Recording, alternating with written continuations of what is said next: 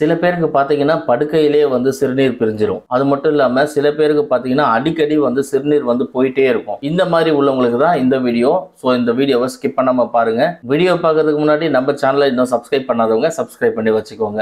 நெறைய பேருக்கு பார்த்தீங்கன்னா, சிறுநீர் வந்து அதிகமா போயிட்டே இருக்கும். அவங்களுக்கே ஒரு கவலையா இருக்கும். என்னடா நமக்கு வந்து எப்ப பார்த்தாலும் சிறுநீர் வந்துட்டே இருக்குன்னு சொல்லி அவங்களுக்கே ஒரு கில்ட்டி ஃபீலிங்கா இருக்கும். அவங்களுக்கு என்ன செய்யலாம் அப்படின்னு பார்த்தீங்கன்னா, நாட்டு மருந்து கடையில விற்கக்கூடிய நாவல் பழக்கொட்டை இதை வாங்கிட்டு வந்துருங்க. இதை வாங்கிட்டு வந்து மிக்சியில போட்டு நல்லா அரைச்சி அதை வந்து பவுடராக்கி நல்லா சலிச்சு வச்சுக்கோங்க. இதை வந்து நீங்க சாப்பிட்ட பிறகு மதியமும் நைட்டும் என்ன பண்ணுங்க, ஒரு 1/4 ஸ்பூன் எடுத்து சுடு தண்ணியில போட்டு சாப்பிட்டதுக்கு அப்புறமா ஒரு கிளாஸ் வந்து குடிச்சிருங்க. இந்த மாதிரி குடிச்சிட்டு வந்தீங்க அப்படின்னா உங்களுக்கு அடிக்கடி வரக்கூடிய சிறுநீர் வந்து ஸ்டாப் ஆயிடும். ரொம்ப அடிக்கடிக்கு நீங்க சிறுநீர் கழிச்சு அவஸ்தைப்படுறீங்க அப்படின்னா நீங்க எல்லாரும் இந்த டிப்ஸை வந்து ஃபாலோ பண்ணலாம். இந்த டிப்ஸை ஃபாலோ பண்ணி யாருக்கெல்லாம் ரிசல்ட் கிடைக்குதோ மறக்காம இந்த வீடியோ கீழே கமெண்ட் பாக்ஸ்ல கமெண்ட் பண்ணுங்க.